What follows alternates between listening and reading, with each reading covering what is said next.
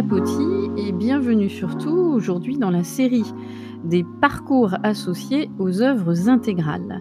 Alors qu'est-ce qu'il faut entendre par, parcours? Eh bien le parcours associé, dans le programme officiel, c'est donc un groupement de textes qui permet de situer votre œuvre intégrale dans son contexte historique et générique, c'est-à-dire, son appartenance à un genre littéraire, et les textes du parcours que vous allez travailler avec votre enseignant vont, vous permettre de construire, votre connaissance en histoire littéraire et puis, ça va vous permettre justement ce parcours d'alimenter votre réflexion, en particulier pour l'épreuve écrite lors de la dissertation. Ce parcours a toujours un intitulé et cet intitulé va guider justement les textes que vous allez travailler et va guider votre réflexion. Alors, pour Rabelais qui nous intéresse aujourd'hui, le parcours associé à l'œuvre de Gargantua s'appelle Rire et savoir.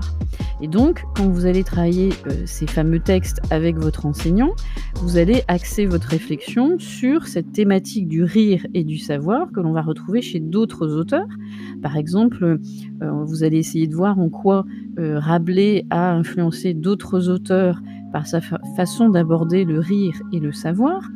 Voilà, ça peut être des exemples de parcours associés et vous allez étudier donc ces auteurs sous cet angle. Mais bien sûr, pour les travailler, encore faut-il comprendre ce qu'induit le titre même, Rire et savoir. Comment comprendre l'idée du rire, l'idée du savoir chez Rabelais? C'est justement ce que nous allons travailler ensemble aujourd'hui dans cet épisode, c'est-à-dire on va essayer de baliser ce que l'on entend par rire et savoir.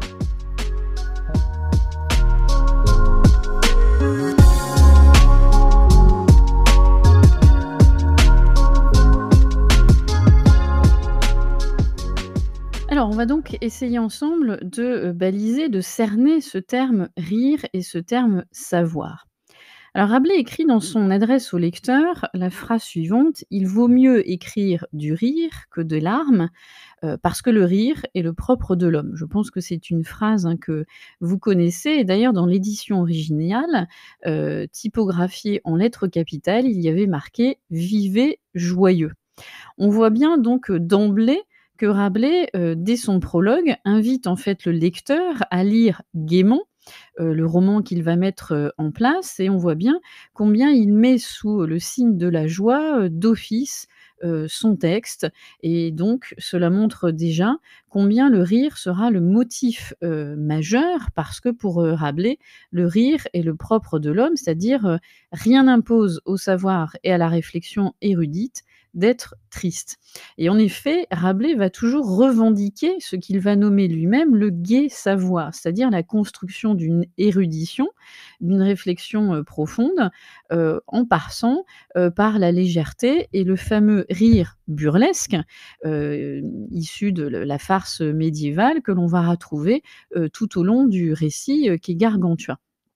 Et on voit bien, combien effectivement ce gai savoir va se retrouver dans plusieurs épisodes, de Gargantua, et on va essayer d'en citer quelques-uns pour que ça soit, des exemples très concrets que vous pourriez mettre au gré de votre réflexion, encore une fois, comme je l'évoquais tout à l'heure, dans les dissertations. On voit bien effectivement que le rire s'inscrit d'emblée dans son récit. On a un univers, de fantaisie où la légèreté, la gaieté est toujours, omniprésente.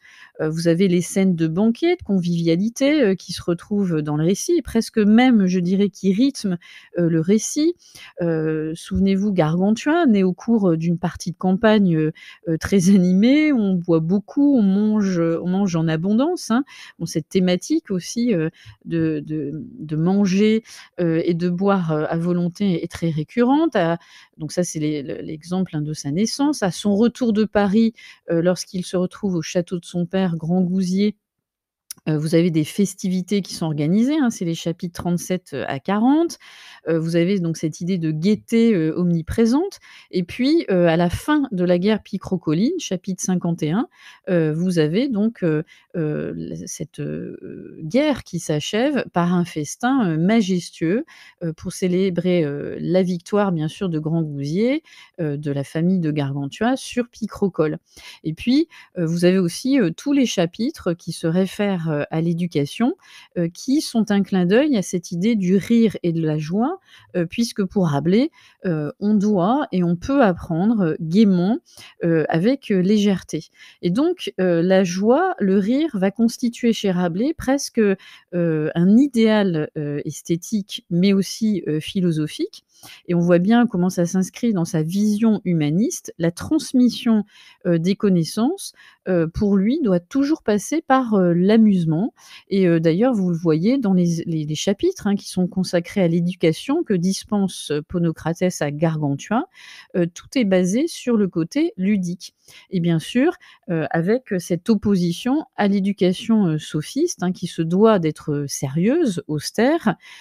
Pour Rabelais, bien au contraire, la découverte du monde, passe par cette idée de l'enthousiasme et un enthousiasme, si on reprend l'origine grecque, un entheos, savoir Dieu en soi, le Dieu en soi, avec cette idée que c'est le précepteur qui donne et qui transmet, cet enthousiasme, cette joie d'apprendre à son élève et donc on retrouve, ça vous pourrez aussi l'évoquer, quand on parle de rire, dans l'œuvre de Rabelais, cela va toujours de pair, c'est presque une sorte de synonymie, avec l'idée de l'enthousiasme, de l'optimisme qui est inhérent à l'humanisme, puisque, c'est aussi, dans leur vision, hein, de la vie, le rire permet de mettre à distance, la réalité de la mort et d'ailleurs, si vous regardez bien dans l'œuvre de Rabelais, lorsque Gargamel meurt au chapitre 35, il faut pas oublier qu'elle meurt, c'est Rabelais qui le précise, avec elle meurt de joie, pardon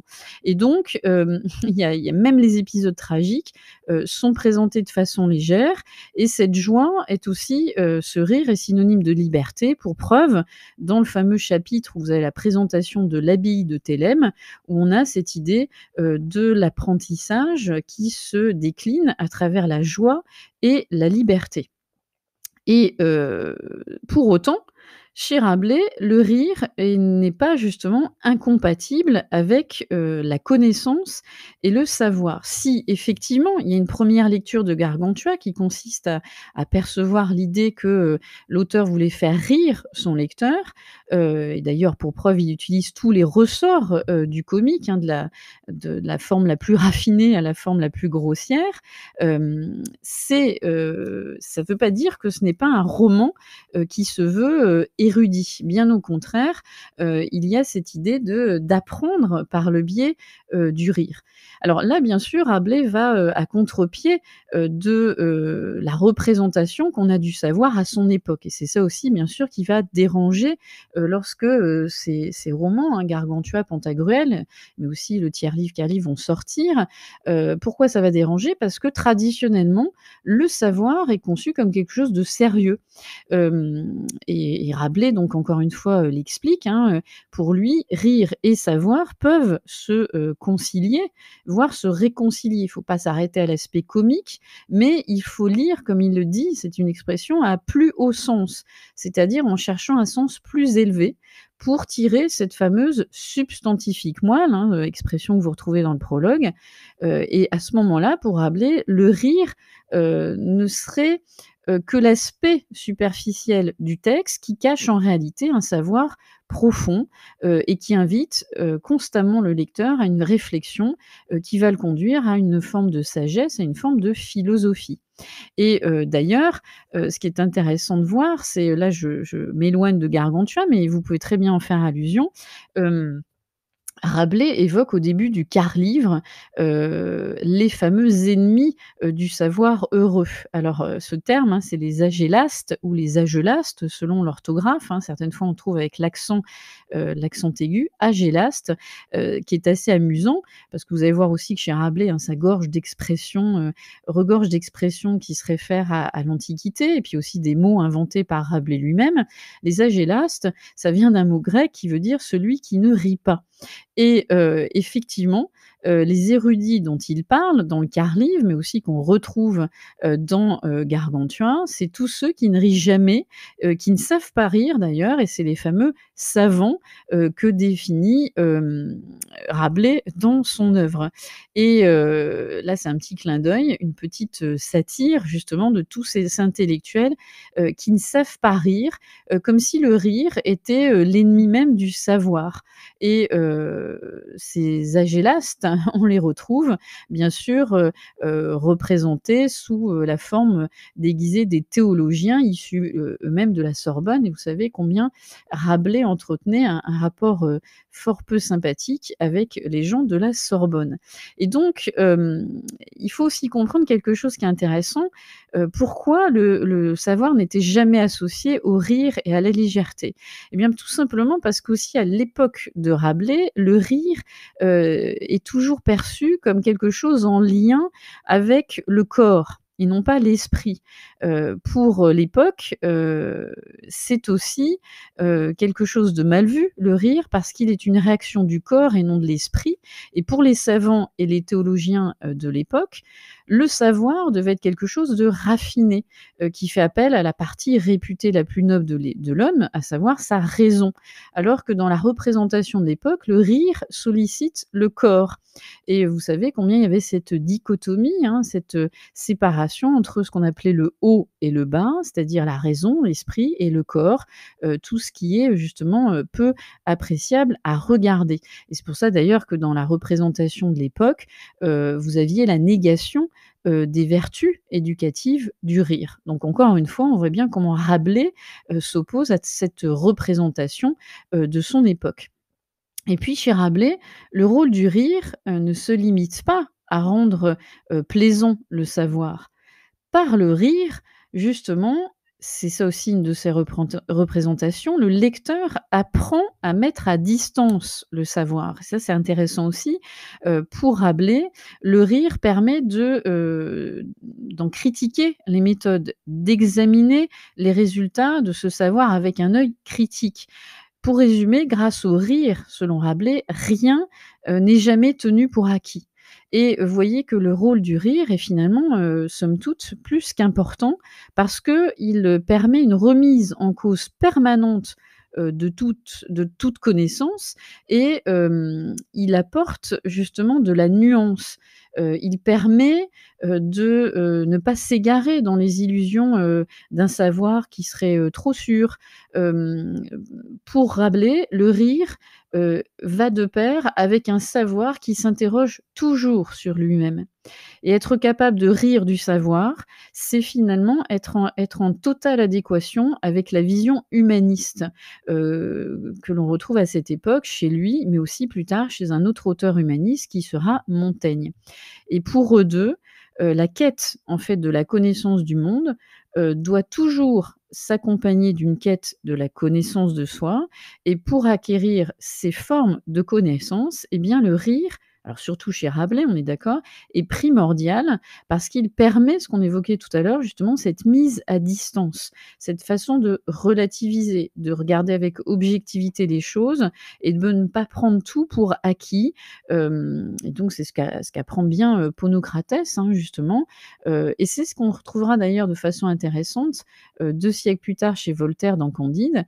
Vous avez cette idée de ne pas accepter ou de ne pas, digérer tout ce que l'on vous dit, mais au contraire prendre le temps de la distance, prendre le temps de l'observation et de l'expérience pour se constituer un véritable savoir. Et donc rire des savants, C'est rire aussi pour Rabelais de ses propres erreurs, de ses propres défauts, de ses limites, et c'est une manière de comprendre la fameuse phrase que vous retrouverez au chapitre 8 de Pantagruel, la fameuse phrase: «Science sans conscience n'est que ruine de l'âme». C'est-à-dire que pour, Rabelais, le rire apporte au savoir la distance et la conscience, sans lesquelles, finalement, il resterait vain, c'est-à-dire ce savoir ne servirait à rien. Voilà, cet épisode est terminé autour du parcours associé rire et savoir qui se rattache à l'œuvre de Rabelais Gargantua. Donc voyez bien qu'en réfléchissant tout simplement sur les deux termes, rire, savoir, cela vous permet d'avoir des petites pistes de réflexion que vous pourrez justement déployer à l'écrit pour la dissertation, et ce, en vous appuyant aussi sur les textes que vous travaillerez pendant l'année avec votre enseignant. Donc prenez bien des notes, n'hésitez pas aussi à consulter l'infographie qui accompagne cet épisode, puisque j'ai remis dessus des choses essentielles. Ça vous permettra de mémoriser au mieux tout ce que vous avez entendu, toutes les notes que vous avez prises, et puis d'ici là, je vous donne rendez-vous pour un autre épisode sur le parcours associé, mais n'oubliez pas que vous avez toutes les autres séries à consulter sans problème sur Clapotis. À très vite!